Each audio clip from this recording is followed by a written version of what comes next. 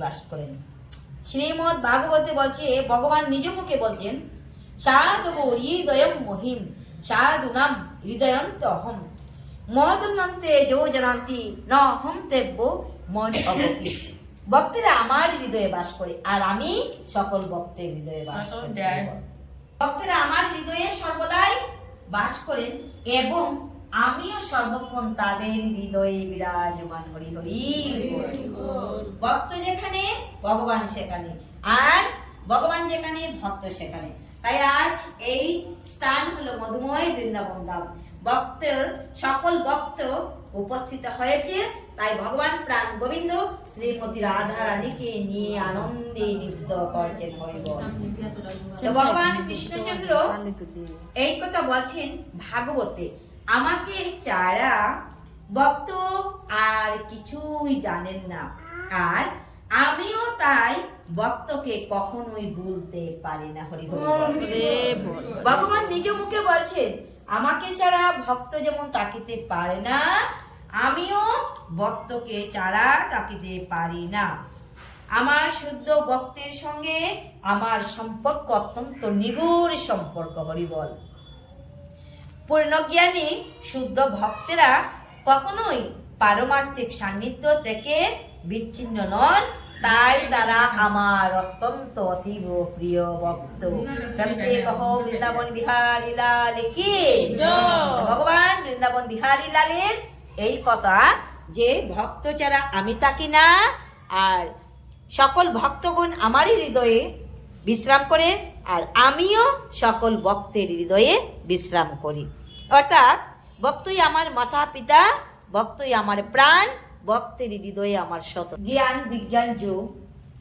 আজ ভগবান শ্রীকৃষ্ণ অর্জুনকে যে এই জ্ঞান এবং বিজ্ঞান সম্পর্কে জ্ঞান দিতেছেন, আর সেই বিজ্ঞান এবং জ্ঞান আমরা সকল ভক্ত হৃদয়ে আস্বাদন করব, হৃদয় দ্বারা হৃদয়ঙ্গম করব। সপ্তম অধ্যায় বিজ্ঞানে যোগম। শ্রী ভগবান উবাচ, ময়া শক্ত মনা পার্থ যুগম যুঞ্জমদাশ্রয় অসংশায়ং সমগ্রম মামি যতা জ্ঞাসস্যসি তশ্রেণ। শ্রী ভগবান বললেন, হে পার্থ, আমাতে আসক্ত চিত্ত হয়ে আমাতে মনোনিবেশ পূর্বক যোগাভ্যাস করলে কিভাবে সমস্ত সংশয় থেকে মুক্ত হয়ে আমাকে জানতে পারবে, আজ আমি তা তোমাকে শ্রবণ করাবো। হরি বল। ভগবান বলছে অর্জুনকে যে কিভাবে সব কিছু পরিত্যাগ করে আমার যোগাভ্যাস করে, আমরা যদি সর্বপ্রথমে অভ্যাস যোগ সাধন না করি তাহলে আমরা এই আসরে বসতে পারবো? কখনোই আমাদের বসার সম্ভব হবে না। তাই ভগবদ গীতায় এই সপ্তম অধ্যায়ে কৃষ্ণ ভাবনার তত্ত্ব বিশদভাবে বর্ণনা করা হয়েছে। ভগবান শ্রীকৃষ্ণ সর্ব ঐশ্বর্যপূর্ণ এবং তিনি এই সমস্ত ঐশ্বর্যের প্রকাশ। ভগবান সমস্ত সৌন্দর্যের প্রকাশ। যেমন কৃষ্ণ সূর্যের সম, মায়া অন্ধকার। যথায় কৃষ্ণ তথা নাহি মায়ার অধিকার। এই যে শ্রীমদ্ ভাগবত গীতা, ভাগবত শব্দের অর্থ ভাগেষু সর্বশাস্ত্রেষু, সকল সর্বশাস্ত্রের সার। তাই এই সার বস্তু হলো সূর্য সম। ভাগ গয়ে হচ্ছে গতির যশ অলৌকিকর। ভগবান লৌকিক না অলৌকিক? ভগবান অলৌকিক। ভগবান অলৌকিক লীলা সাধন করে, তাই বলছে গতির যশ অলৌকিকর। আমাদের এই যে জীবনটা, আমাদের জীবনটা এক জায়গায় স্থায়ী নয়, কারণ আমাদের জীবন চলিয়া যাইতেছে। তাই আমাদের গতিটা যেন হয় ভগবান সেই অলৌকিকের সন্ধানে, রাধে রাধে, যাতে আমরা অন্তিমে ভগবানের শ্রীচরণে এবং ভগবানের নিত্য দামে আমরা গিয়ে আমাদের এই আত্মার উন্নতি সাধন করে সেই স্থানে পৌঁছাইতে পারি। হরিবল। তাই অলৌকিকর। আজ আমরা যা কিছু করছি তা এই জগতে সব লৌকিক, অলৌকিক কোনো কিছু নয়। ভগবান প্রাণ গোবিন্দ যা করছে সব কিছু অলৌকিক লীলা।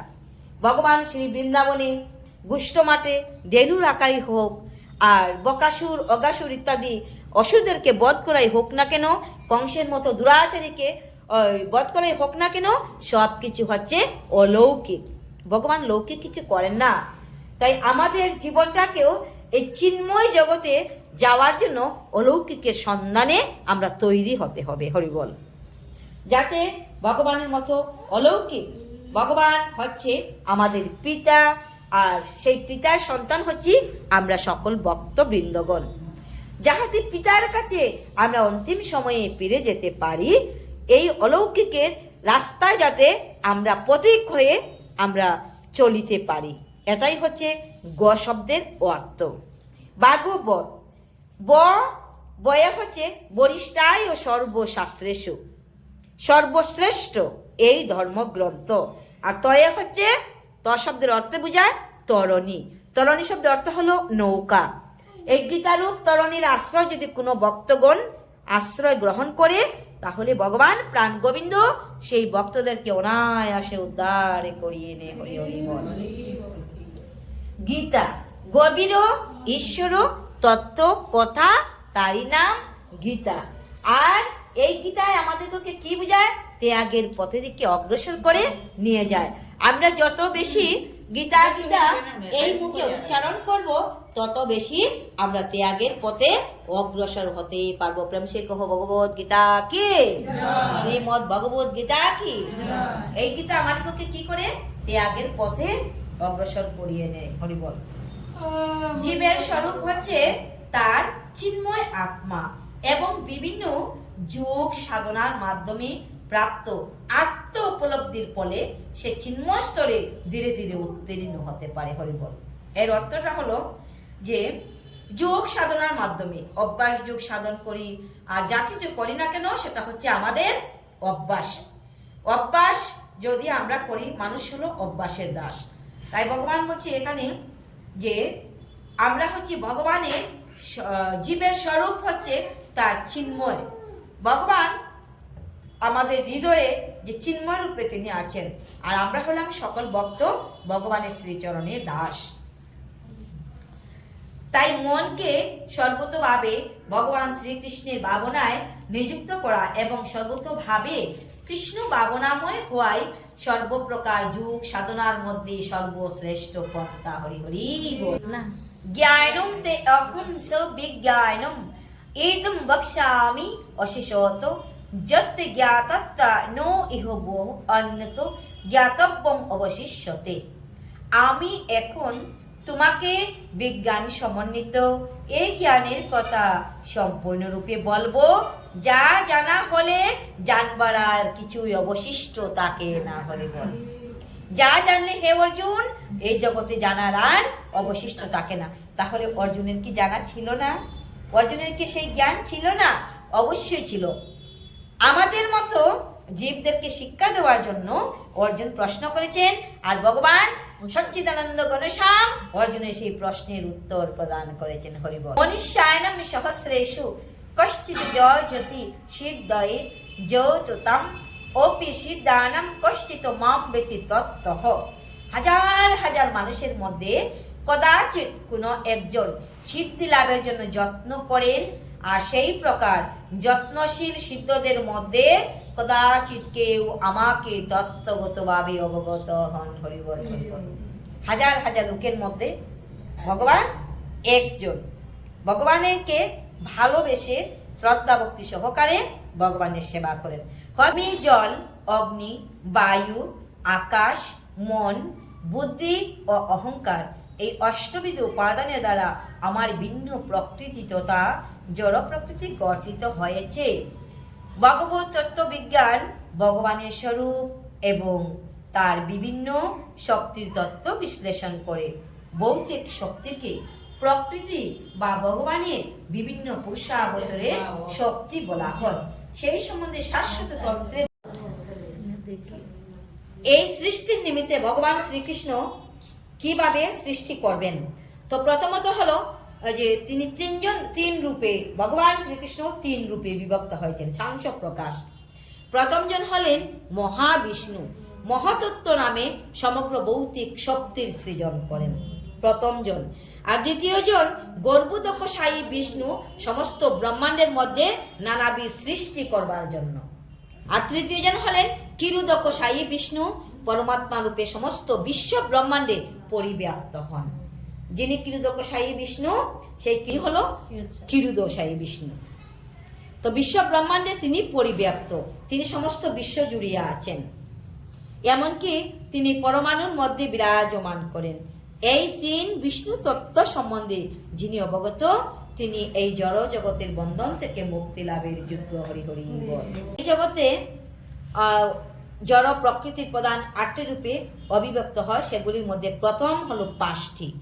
এই 5টি দিয়েই আমাদের প্রত্যেকের এই মানব দেহটা তৈরি হয়েছে। সেগুলি কি?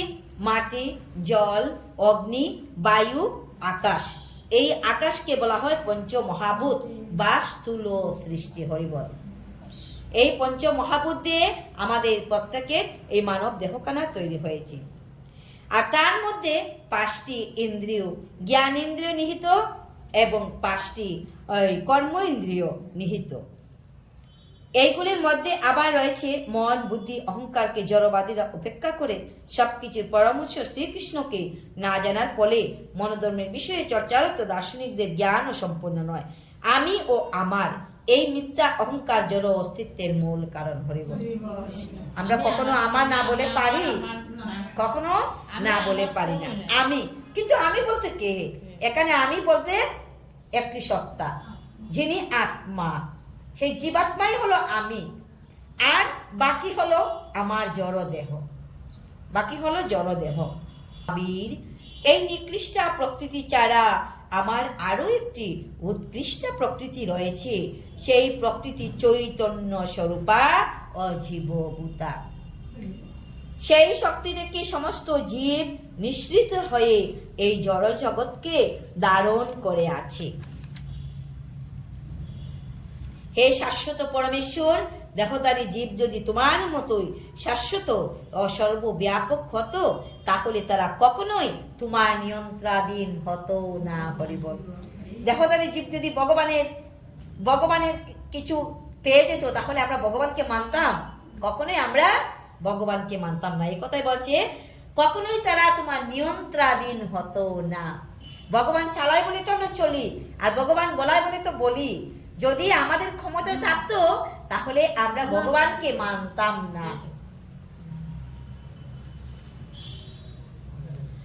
এতত যোনিনি ভূতানি সর্বাণি ইতি উপদায় অহং কৃষ্ণ জগত প্রভব প্রলয় তথা।